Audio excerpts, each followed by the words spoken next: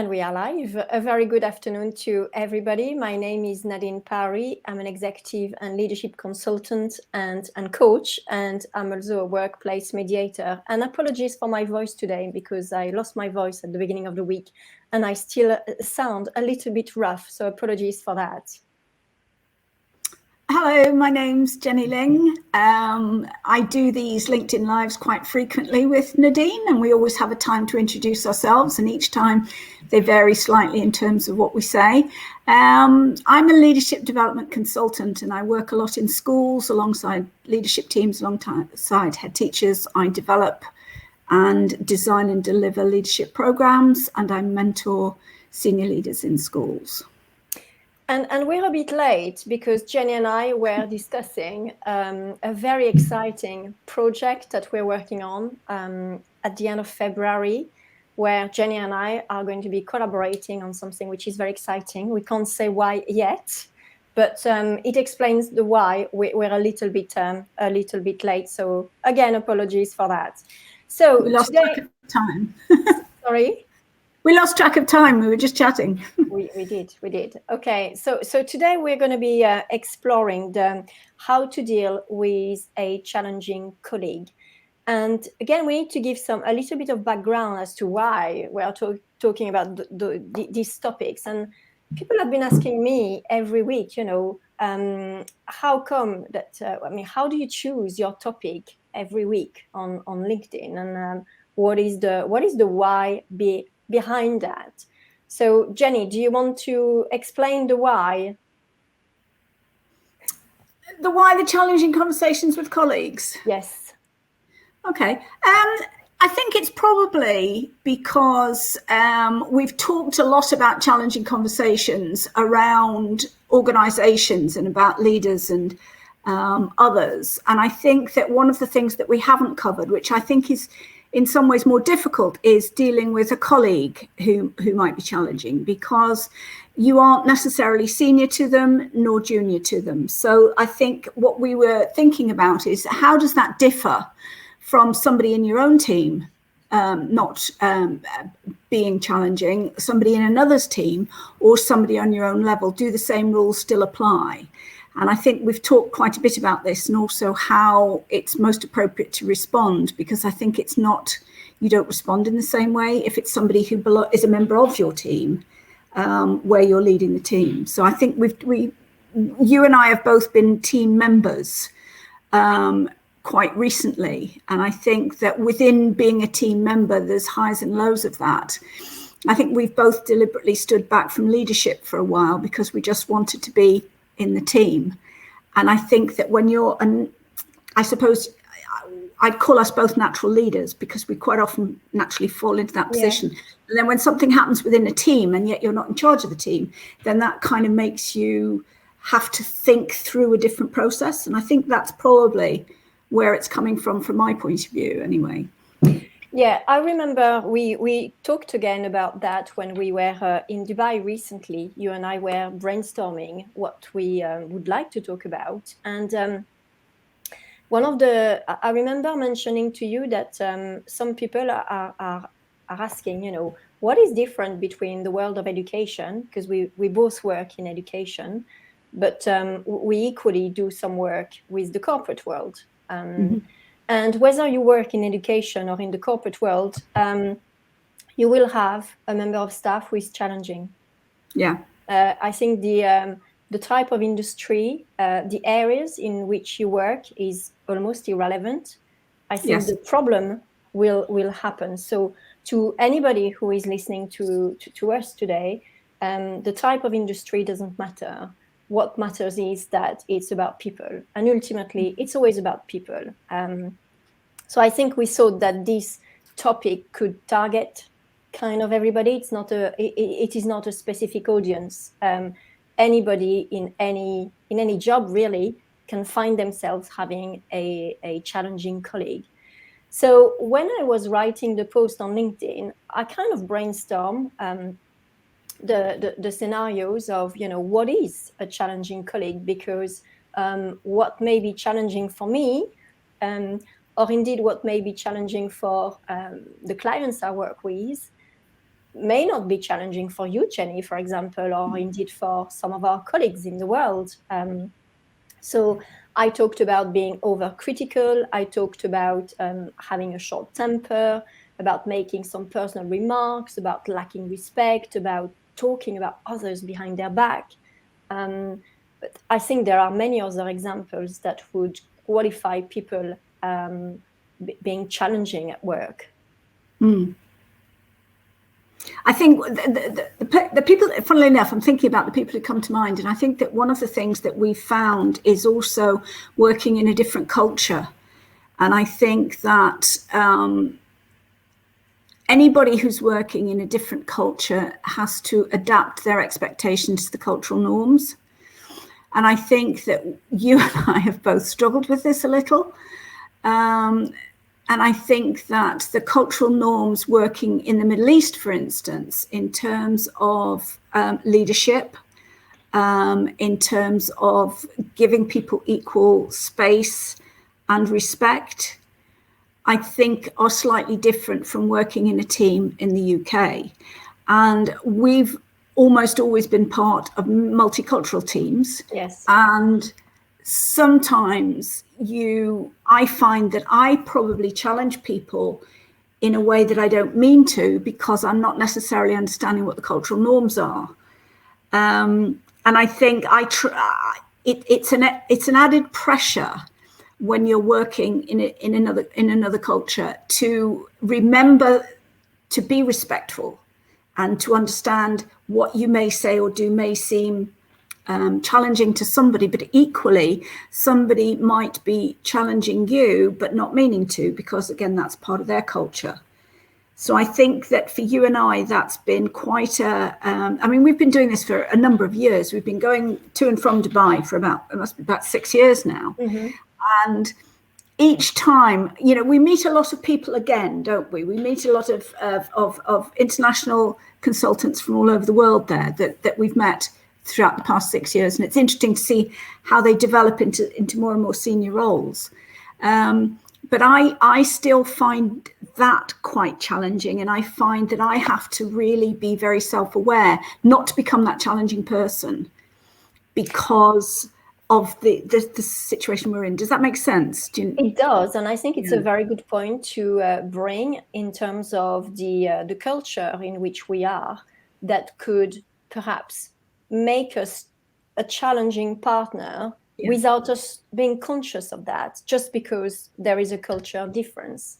And I think I totally agree with you. And while I was listening to you, I was also thinking about code of conduct, for example. You and I, we've been head teachers, and we've had code of conduct in our organization.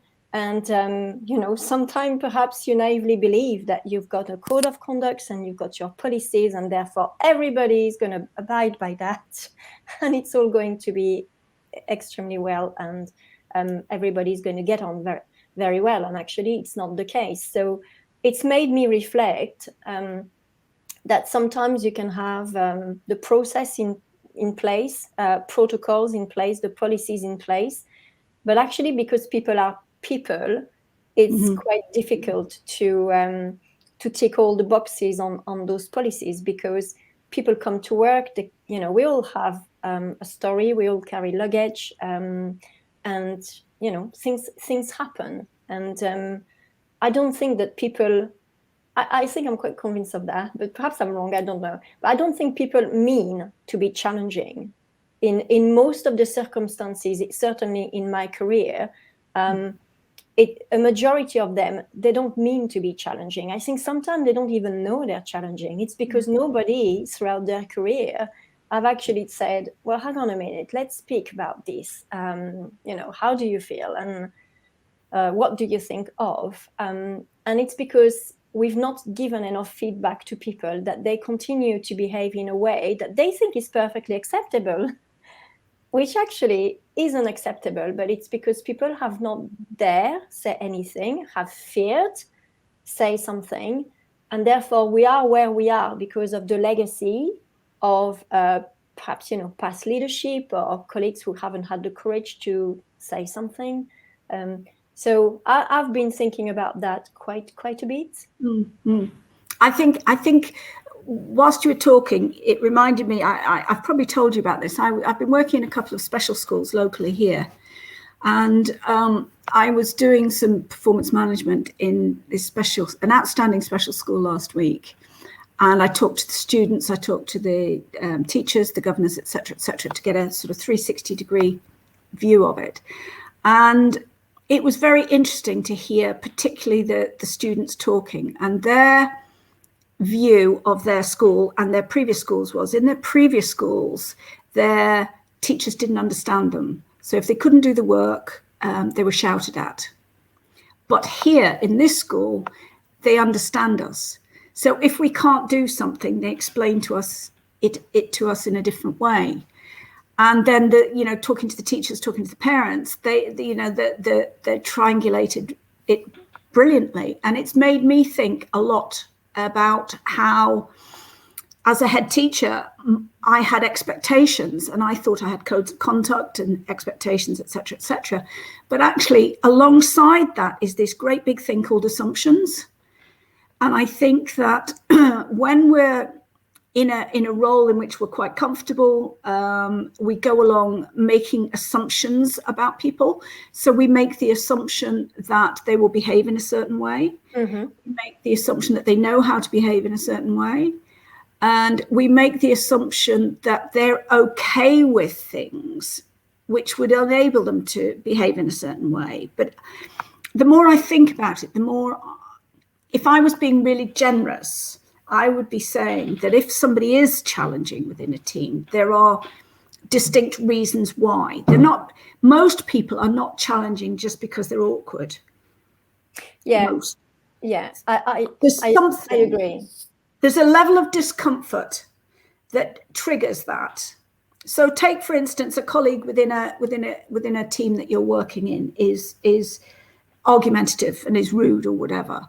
And why are they argumentative or rude? And I know myself how I feel, because these teams can be very challenging, and the complexity of the information that we have to absorb is quite something. And I know sometimes I feel, oh my goodness, I'm not sure I can quite do this and that.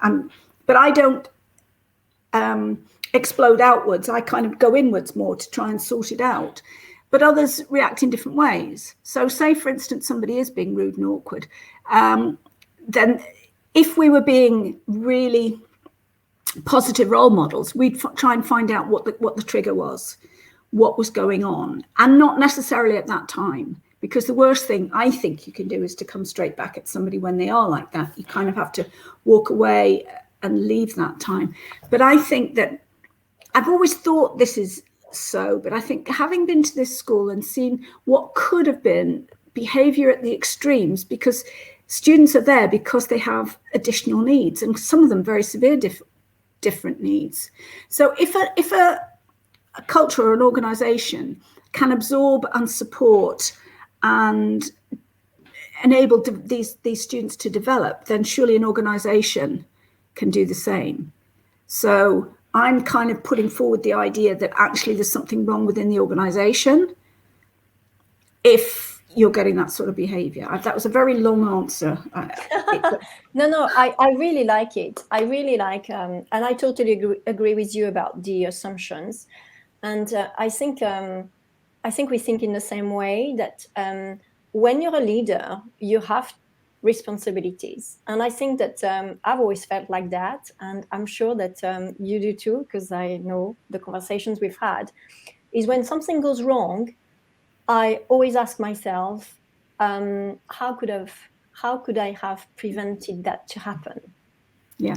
It doesn't mean that I blame myself, right? But because I am focused on resolution, because I am a problem solver, because I'm left brain, I have to explain everything that's happening. I always question myself about what is it that we could have done that could have prevented that. And at the end of the day, it's not always about the person, as you said, who is making comments that are not appropriate, or is being critical to somebody. It's not always about those people and what they say. Sometimes it's about what the leader, what their line manager, what the organization is about.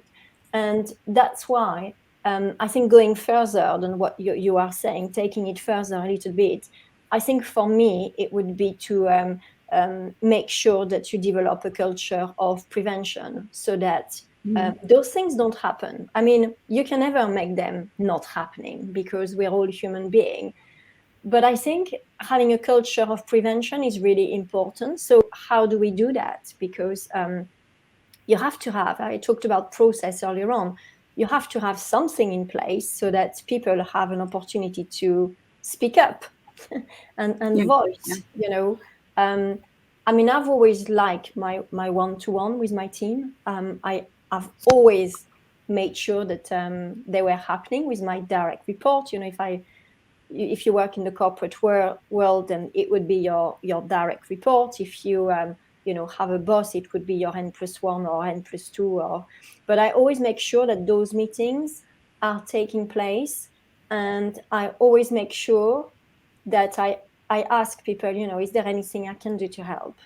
Yeah. I always make sure that I create an opportunity for them to talk. I think relationship is key. I've always said that people are everything in an organization. Forget about the nice building. You and I, we've been in remote places around the world where we've seen the most amazing things happening with people, haven't we?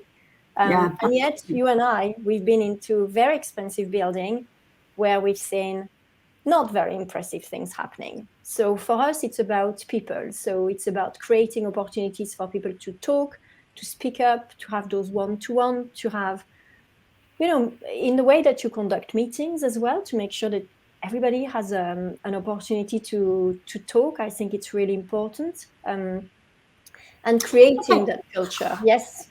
So what happens? I mean, we're talking about we're going back into sort of leadership mindset. But if we establish that that's part of the culture of our organizations, and yet still we have somebody coming to us saying, I can't work with this person, you know, they're lazy, they rely on everybody else, they're rude. What then can be done? Because if you're the person in the organization who is feeling unhappy about the way somebody else is going, what is your role as that individual, not as the leader, but as the individual? Because I think that hierarchy makes things a lot easier. Lack of hierarchy, I think, in these circumstances can make it quite challenging. So as a person who's working with somebody who's dead awkward and is actually holding the team back, what can I do as an individual, do you think? Well, I think even if you're not the team leader, I think you can talk to that person to try to understand what's at the root of the problem. You don't necessarily, I mean, you've mentioned it earlier on, you don't necessarily want to speak to that person when the problem is at its worst, because they are very emotional. They are, you know, it could actually make things worse. But the fact that, you know, somebody comes to you saying confide in you, I think straight away is the sign that that person trusts you. And it's a little bit like what you and we talked in our coaching session, you know, the iceberg, what you don't see.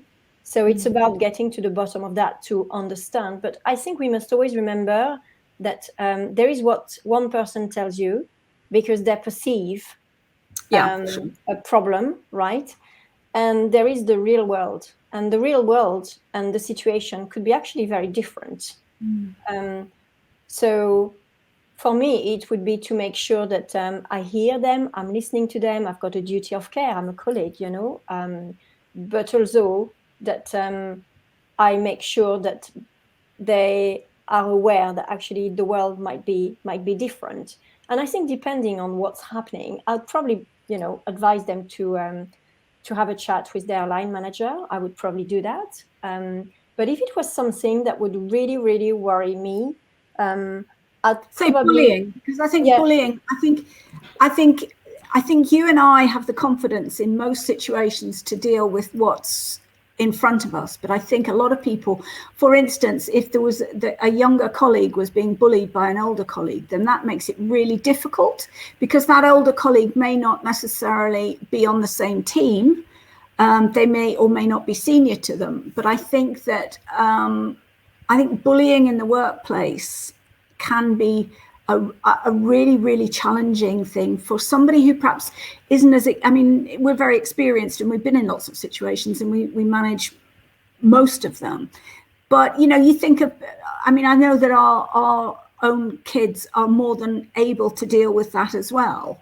But you still get younger people, you still get older people within different organizations who haven't got the confidence to deal with somebody who intimidates them.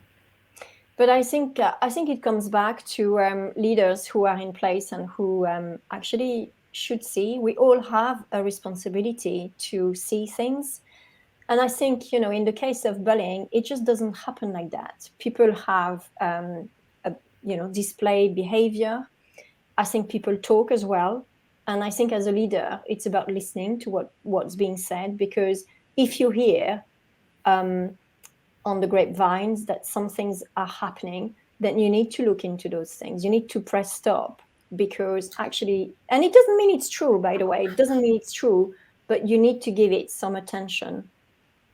I'm talking more of from the point of view of the person, the younger person, or the less confident person who's being bullied, not so much the leader, because I think that we've kind of talked a lot about the leadership, but this is about a colleague. What do? I'm not confident to deal with this colleague because they're a bully. So I'm just going to keep away from them and actually make sure that I don't have anything to do with them if I can, except they're actually my line manager.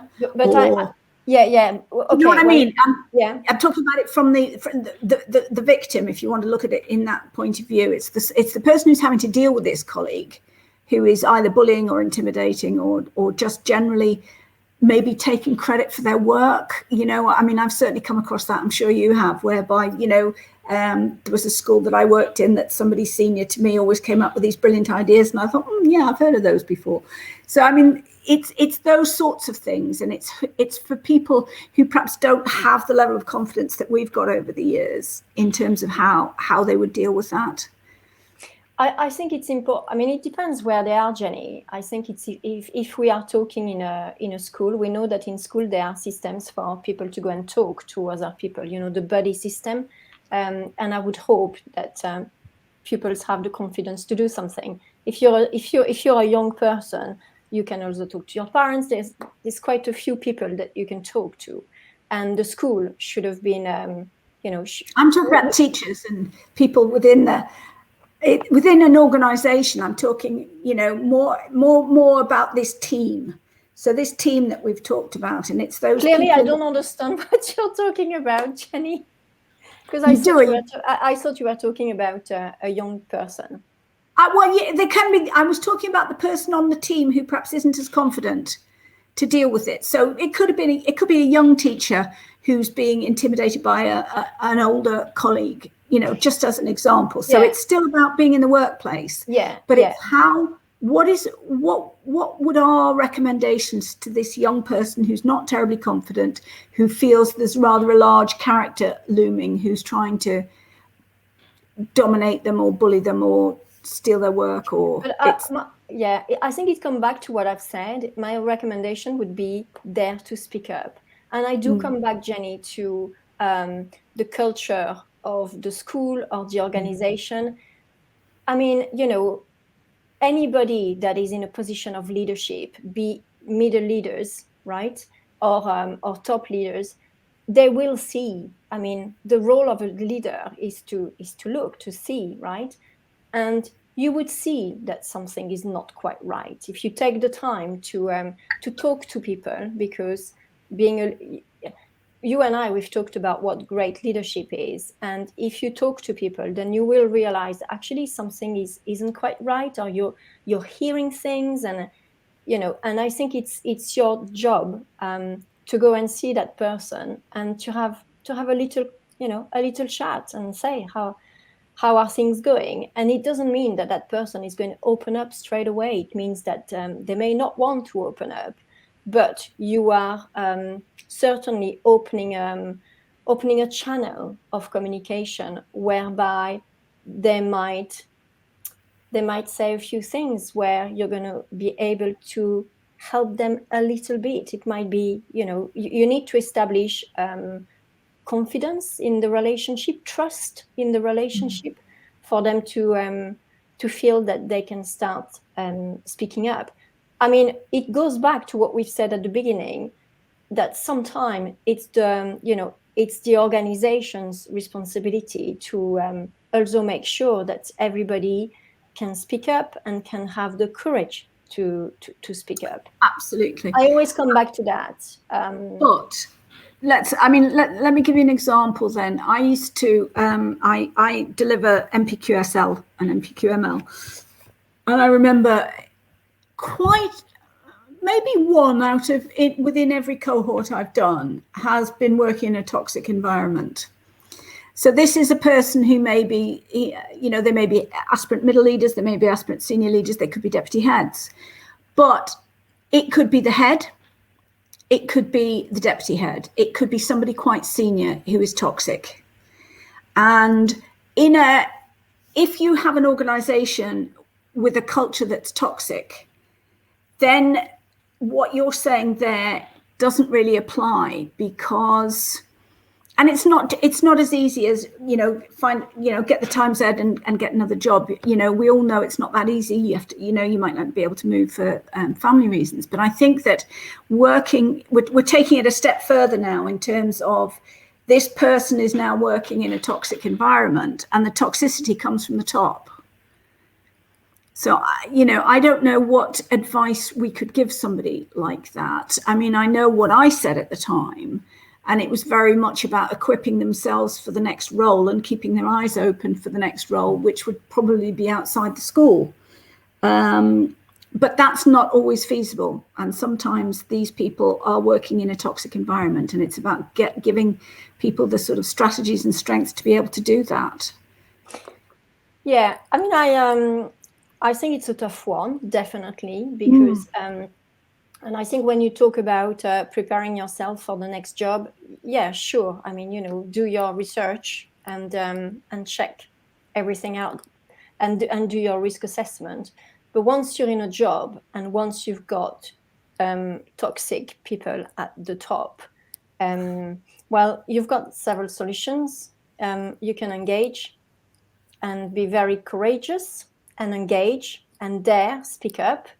That might cost you. Or you can go into a mediation if it's with a particular person, and you can request that, because that can be requested in any place of work.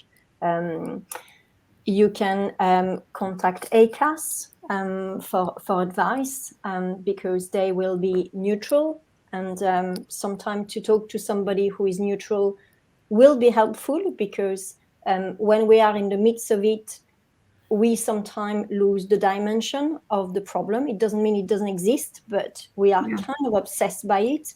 The alternative, Jenny, is that you leave the organization because it's toxic. I think it's a little bit like, sometimes you can leave an organization or you can leave a project because things are toxic, and there's nothing wrong with that. Absolutely nothing wrong with that. And I think it goes back to what you and we talked about a few weeks ago, that red line. How much do you endure something that you're not going to be able to resolve? It depends how you want to resolve it. It depends if you want to resolve it. It depends if the place of work where you are working you think is the right one. I mean, if it's toxic, you could ask yourself, why do you want to work in a toxic place? But at the end of the day, there are different avenues that somebody can take and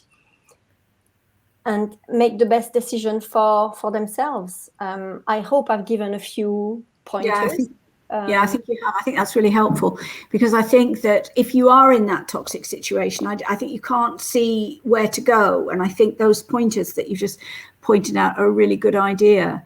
And I mean, I left a job once. I haven't left many jobs actually, because I tend to move on within a job. But I left one job because the role itself had become one that I wasn't happy with. The organisation wasn't toxic. There was nothing wrong with the organisation. But as an educationalist, I was being put into a project management role. And I just felt so uncomfortable and so mismatched and inept, because it wasn't my interest or strengths, that I then left without something to go to. Now, that's a luxury that not everybody has. But sometimes your mental health and well-being is actually more important. And I'm not saying that lightly, oh, you're in an organization that's toxic, walk away. But sometimes you've got to make that decision if you've tried all the other avenues, the sorts of things that you've been talking about. And actually it's having it. And I think that when you are in that sort of hole, for want of a better reason, whereby you're there and you're feeling under pressure from all the toxicity or from the mismatch of what you're doing to what you want to do, then sometimes you can't see how unhappy you are. But maybe others can. So I think that it's important that if you are in that situation, and the worst thing you can do is not necessarily to walk out without something else. People say something else will always come around. Well, it won't always come around. You'll be lucky you'll get another job. Jobs don't come through luck. They come through graft and networking and, not giving up and accepting something that's perhaps not what you might want ideally. But I think that there may well come a time when you have to decide, walk away. I think the advice that I would give is speak to your friends, speak to somebody who is close to you and who knows you, because you just mentioned the word network. But network can be friends. I mean, you and I, we are very good friends, in case people don't know. And we've talked to each other, to one another, when we've, encountered difficulties or challenging situations. There's been a few. There's been a few, yes. And the beauty of that is that because you're an external person, you're not part of the situation that, for example, I'm in, then you're able to give me some advice or to give ideas that perhaps I'd not thought of because of where my mental health is taking me, for example. Exactly. That's what I meant about the hole that you're in. Yeah. Yeah. And I think that's very valuable because you're not part of the organization. So talk to somebody who knows you, who you trust. And, you said yourself, the grass is not any greener somewhere else, and leaving isn't always an option for people. There's many things you can do before you leave. But the fact that you can talk about it with different people, I think sometimes can help. Yeah. Yeah, without a doubt. And I think that's, be it friendship, be it a colleague, as you say, it's somebody that you trust, because I think that when you are down there, you can't see things objectively. And I think that third party triangulation is really important. Yeah, and I was reading something about conflict, actually. Last week we did, you and I, we did a LinkedIn Live on walking away from challenging conversation, and it made me think that we've all got boundaries, we've all got a red line, and I keep coming back to that. And I think what is really important is that we don't have to explain our boundaries to people. They don't have to agree with our boundaries. I think it's really important to do things for you and for what's best for you, and not to have to justify why you're doing something or why you're not doing something to people, if that makes sense. Yeah. I think that there is a tendency to want to justify the decisions that you're going to make because something's going wrong, but actually you know yourself, who you are, and you have to trust yourself, and you know what's best for you. And I think it's important. But if I come back to organization, I think organizations have a duty to train their leaders and their managers so that those situations that we've just described are not happening. Now, I may be naive, right? I may be naive, perhaps, but I think that there is an investment to be made into training leaders and middle leaders to deal with, absolutely, challenging colleagues. That's exactly why we do what we do. It is, and in the post that I wrote on LinkedIn, 60% of managers, CIPD did a survey, and 60% of the managers said that they've not had the training. Yeah. How on earth can you deal with, a challenging colleague if you've not had any training? You're bound to make mistakes. It's not necessarily intuitive either. Going back to a school that I worked alongside for a year, I worked with their senior leadership team. I basically writing a leadership program for them over the year. And then at the end of the year, we went back and actually looked at the impact because it had been longitudinal. And what came out from all the different things that I'd done was the challenging conversations. And they weren't necessarily great, big, deep, philosophically challenging conversations, but this is a special school where the students themselves are challenging, many of the parents are challenging, but many of the parents are challenged by the situation that they find themselves in. And I think that it was fed back to me by the people themselves, but then it was fed back to me by their seniors who had seen the increased confidence in the way these young leaders were tackling some of the more difficult conversations that they were having with parents and the wider stakeholders. And I thought, well, that's, 10 years ago, that wouldn't necessarily have been my thought that that's the most valuable thing that I can help these senior leaders with. So I felt that was kind of validation of the need to always have that within any kind of leadership development program, is that ability to know the steps to take, because if you were doing it intuitively, 9 times out of 10, you'd come in quite not viciously, but quite strongly, whereas that's the worst thing you can do. And I think that when people realize you stand back and you actually plan it, and you go into a meeting thinking what the outcome will be, rather than going in about feeling how you're going to feel about it. So I think just there's little tips like that. Even if you don't go full on training, there are still tips that an organization could have that would help their employees with these challenging conversations. Yeah, I was reading in that report that managers are least confident with conflict and difficult conversations. And I was also reading that... Does that surprise you? No.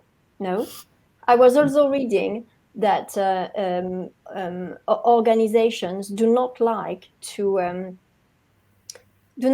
put on training that are related to conflict and managing difficult conversations, because it doesn't look good if you are organizing training like that. It doesn't look good, does it? Because it kind of assumes that something's wrong in the organization. But actually, it goes back to the culture of prevention that I was talking about at the beginning, because I know in every organization, there will be conflict, there will be difficult conversation to be had.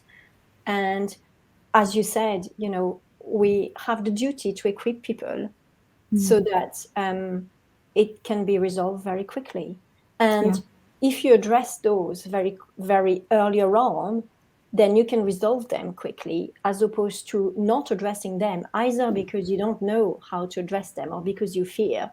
Then here the problems are starting. And then when it goes to tribunal, because, it does, the judge will ask, so what training did you put in place? Yeah, absolutely. It's a very naive organization that thinks there won't be conflict. It's about, surely most organizations do kind of risk assessments, and one of the risk assessments got to be around conflict, because every family in the world has conflict at some stage or other, don't they? And so every organization in the world will do as well. It can be as touchy-feely and as it can have all the best ethics, etc., but humans are humans. And yeah, it's a natural thing to happen. It's not a sign of a failure. It's like bullying. Bullying will happen. It's how you deal with it within your culture that's important, and conflict will happen, and it's how you deal with that conflict.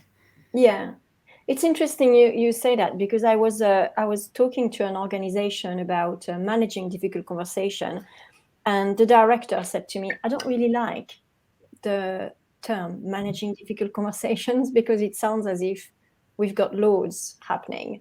And then it actually influenced me in talking about courageous conversations. And then when I started talking about courageous conversations, I had other clients saying to me, what is a courageous conversation? Because I've never heard of that.